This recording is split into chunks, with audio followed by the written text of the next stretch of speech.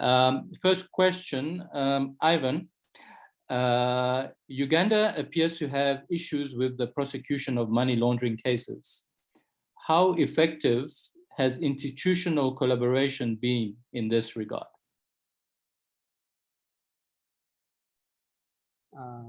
Thank you very much. Yeah. In terms of institutional collaboration, frankly speaking, we at the moment there haven't been many cases in as far as money laundering, and I think the institutions are there. It's less a question of whether the institutions are in place, but probably it's more of a question of whether the institutions know what they are supposed to do. Because it's one thing for the institutions to know what money laundering is, but it's another thing for the institution to be able and capable of actually implementing their mandate. There, at least from, if I can sort of spot off my mind, there has been only one single case where a certain non-government organization called Chapter 4 was implicated last year for money laundering. But of course, later on, the charges were dropped. But then secondly, there's also been a challenge of the categorical legal classification of money laundering. This is not only probably a Ugandan challenge, but it's probably across the spectrum. Is it civil? Is it criminal? It sort of borrows some remedies, seizure, confiscation, and freezing, which are seemingly, civil sort of remedies. But at the same time, so even the judicial officers, they don't really seem to know, whether the remedies which are, because all those remedies, there are other branches of law which are in operation, which grant the same remedies in civil procedure. So I think it seems that as if to them, there are things which they're already doing, which are in a way curtailing money laundering. There are criminal laws on bribery, corruption, and creates an impression as if that is sufficient. And yet money laundering is fairly unique because we're dealing with predicate offenses, proceeds and profits from crime. So it's not, the crime is there, but we are looking at the money monitoring again. So there is probably a little bit of more awareness and clarity to minimize the confusion, which is definitely there, but I think it's work in progress. Thank you. Thank you very much, Ivan. I think I do agree. Collaboration, it's always this debate between collaboration and accountability among institutions. And I think we've seen it throughout, if we look at, for instance, South Africa, we have how many anti-corruption agencies, about 7 or 8 or even more. But yet, we have seen very few prosecution cases of corruption or grand corruption, if I may put it. Thank you very much once again for that, Ivan. I think if there's more burning question, we will follow up with that. Doris, have you managed to sort out the sound issue? Is Doris with us? Okay. So there was a previous question which was raised on Doris' behalf. Zimbabwe uses the US dollar as its official currency. What effects does this pose in the regulation of a criminal finance? And Doris's answer was the use of a multi-currency system is a huge challenge that the government is trying to grapple with. It has led to the emergence of so-called money changers on street corners, which is a high risk for placing in money laundering activities. And secondly, the legal framework currently does not cover the informal economy. One of the government ministries is drafting a formalization strategy so that there is some regulation and which will hopefully decriminalize informal traders and create space for documentation and in the long run, de-risk money laundering. That was one of the questions. The other question is, it's on the banking system. So I will address it to the panelists who feel they can answer it. Basically, it's the first question is, do our government give us reason to trust the banking system? Secondly, if the answer is yes, how sure are we that our money is safe there? And thirdly, what government agencies are playing in what role, I suppose that would be, are government agencies playing in protecting the good sources of incomes of people? May I ask Dr. Caroline? Dr. Caroline, are you available? If you could make yourself known to us, please. Or Dr. Nathan. Or any of the panelists from the last session, if you could please make yourself known. You can come on camera and unmute, or perhaps maybe we can start with Alan if he could share some insights. Definitely. Because we know he's around. Thank you. Apologies for that. Yes, Ellen, I'm not sure if you're in a position to answer, but one of the questions was, it's on the banking. Okay, let's look at this one. It just came in now. So somebody said, I was just wondering if there is a place for the argument that financial crime should be treated no differently to other criminal offenses, crimes that have been transplanted by countries in the global south. I think, Alan, given your extensive experience as working as a financial investigator, as a detective, what's your take? I think it's always interesting. I think one of the things is kind of how we even define financial crime in the first place, because quite often there's still quite a lot of debate. Is it pure economic crime, or as we try and say in Jamaica, for us, financial crime, we have a lot of murders that are committed for benefit. So it is a difficult question, but it's really a matter of how we're going to define financial crime in the first place.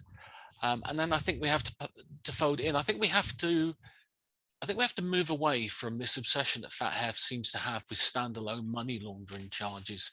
Money laundering is always described as a parasitic offence, and generally it does need a predicate offence to accompany it. So, and I know earlier speakers were talking about this whole notion of self-laundering, in some countries not actually having self-laundering.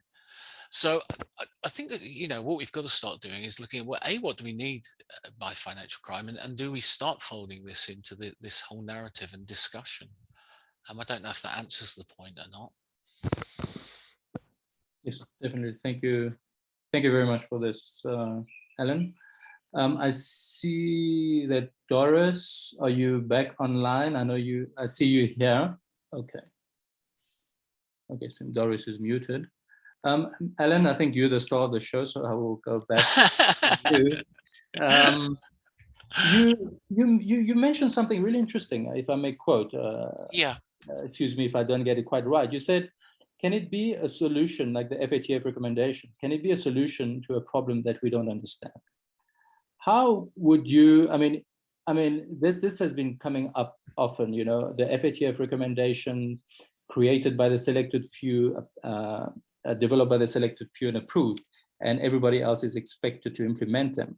What if you, let's say you had a chance to change some of these recommendations or provide new recommendations that will be more in line with finding a solution to a problem that we don't understand, and you mentioned and you listed what you think, how money is laundered, what would you take? Let's say we have Alan's recommendation. I've got the start. I think it comes back. Funny enough, whenever we were teaching financial investigation last week, and one of the things that we use is Kipling's, you know, 6 little friends, you know, who, what, where, and how, and why. And I think sometimes we have to strip this back and we seem obsessed with what is being laundered, the amount.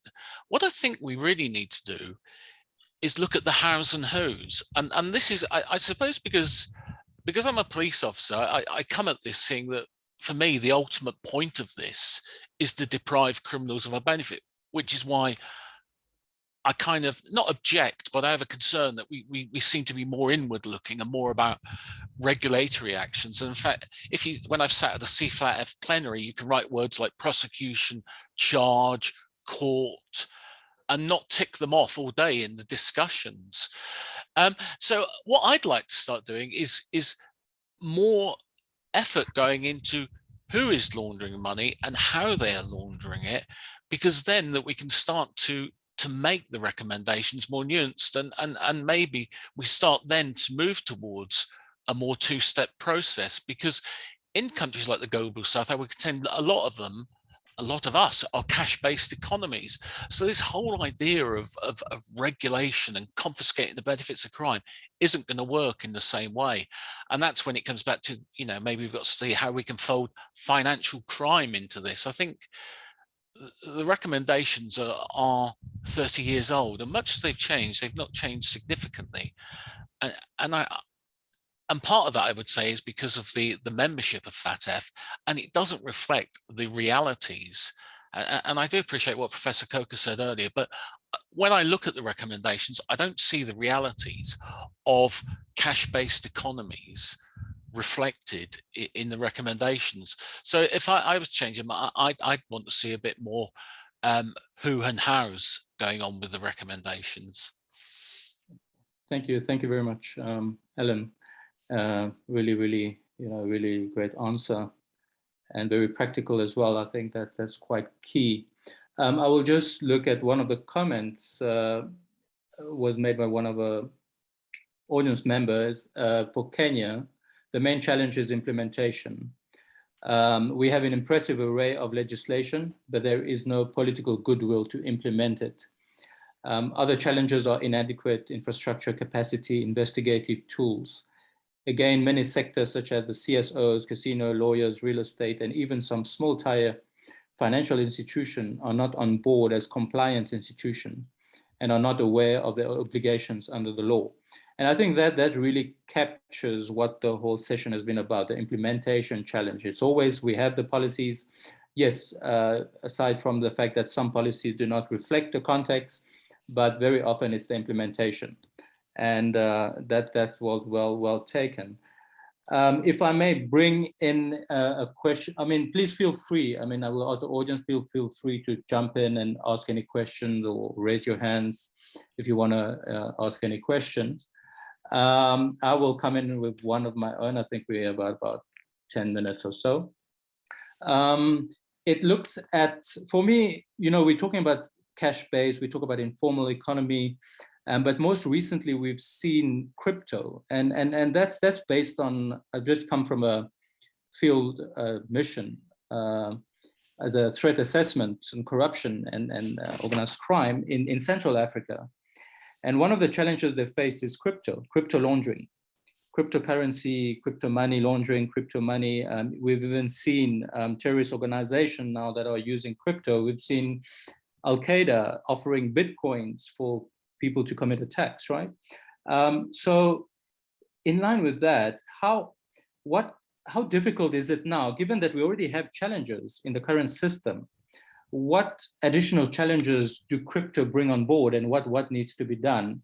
Ivan, if I may go back to you, I think you explained the law, you explained that the lack of awareness and training is one of the key issues in money laundering in Uganda, in the effective implementation and addressing it. What's your take? Have Uganda picked up on any issues on cryptocurrency and crypto laundering? Is Ivan with us? I'm not sure whether Ivan is still with us. I can't see him in the room, and I have. He seems muted.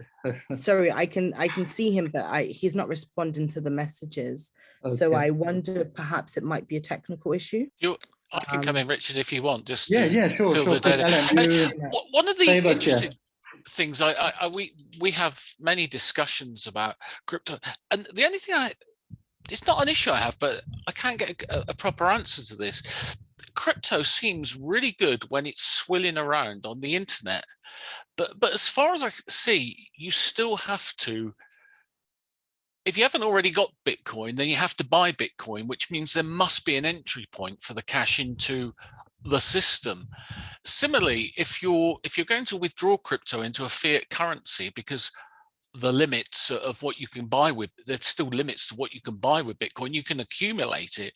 And so I'm really interested, it's these entry and exit points, because I don't think we've done enough. We've talked about blockchain and the wallets and all this kind of thing. And the thing I'm really interested is, I'm still convinced that Bitcoin, for all its supposed secrecy, theoretically should, through suspicious activity report, suspicious transaction report, actually leave an entry and exit point. But I'm not sure. It still strikes me that with fiat currency still being king, that we still have to get money in and out of the Bitcoin world. But that's kind of the issue that I have with this. Everybody's talking about Bitcoin, but I still see it linked to fiat currencies the second you want to get it out of the internet. Yes, definitely. That is a good point. We've seen the case of one of the dark web guys, the drug guy. Yes. Yes. And I see yesterday there was all these raids involving in Germany, wasn't there, to this this system that was linked to Russia apparently, and you know, countries over that way. Sorry, I interrupted you. My apologies. No. You continue, Ellen. I mean, no problem. So yeah, so that's just the thing I've got is this whole entry-exit point, and theoretically we should have the structure in place to capture this. And I whenever I ask people who seem to know a lot about cryptocurrencies, I never seem to get an answer as to how cryptocurrency gets around entry and exit points. Thank you very much, Ellen. Does somebody have their hand up? Yes, I just noticed that somebody has their hand up, but unfortunately, I'm not sure that they are responding. So perhaps once we finish this round of questions, we could go for a very short break. The panelists from the second session are not all here yet. So we could go for a break and come back in about 30 minutes. Last one, okay. Okay, that's fine. I can see there's another question, so we can go through that first. Okay, so that's from Ms. Mercy. On cryptocurrency, we first need to regulate it. And to do that, regulators need to be brought on board to understand it so that they can regulate it as it is here to stay and is being traded on DFS platforms, which are prevalent in Africa. FATF has, however, come up with guidelines on a risk-based approach to virtual asset services, and this would be a good place to start. Yes, thank you very much, Ms. Mercy. I think that's a very good point. I remember the report, and I've seen other countries like South Africa as well have come out with policy documents on how best to regulate it. I think a lot of the question has to do at the moment, government focusing on regulating crypto. The thing is, with over 2,000 cryptocurrency out there, it might be a bit difficult. And we've seen some countries that focusing on safe crypto, for instance, like your Bitcoins and your FTCs and etc. But thank you very much for that comment. I think that's quite helpful. Ellen, there is one question, and since you're the only panelist, this is Alan's lucky day. Thank you so much for being such an amazing Fola, if you knew me, there's no sweeter noise in this world than the sound of my own voice. So I'm quite happy to do this. Thank you. Thank you, Ellen. Should the FSRBs not then be the focus to ensure that the issues and challenges in the global south are put forward? Or have they been and were simply ignored? Yeah, I think for me, it's more the latter. I think we get more lip service. You know, the FSRBs aren't even, we don't even get the luxury of being full members of FATF. You know, we have this sort of associate membership status, and it kind of sometimes feels that we're sat in a corner given a pat on the head and said, "There, you just sit quietly there while we get on with business." Yes, we do get involved. There are working groups. We can contribute to the discussions. But I think without that ability to vote, without that seat at the table, it does strike me that the FSRBs aren't as effective within FATF as maybe they should be or could be. And I think for me, in the first place, that I would like all of the FATF, all the FSRBs in the first instance, all to have full membership, so that there's a representative from each of the FSRBs to take part in the business of FATF and actually be able to take part in the voting. And I think that would be a start. But as I say, it goes back to my original point. You've got a global standard setting organization which disenfranchises 75% of the world's population. And maybe I need to look at my dictionary, but that doesn't strike me as the definition of global that I remember. So I did see the comment from I think it was Diddy, and I kind of agree more with the second part of it in so much as I just don't think that the FSRBs are given the standing and status that I think they should be accorded. Thank you very much, Ellen. think we don't have any further questions, and so as not to drag it, I think I'll just close it, close this session. Alan, thank you very much. I think just to recap, which we've seen implementation problems, we've seen that policies are there. Sometimes you have those who meant to implement these policies have very little knowledge or no experience or no expertise to implement that.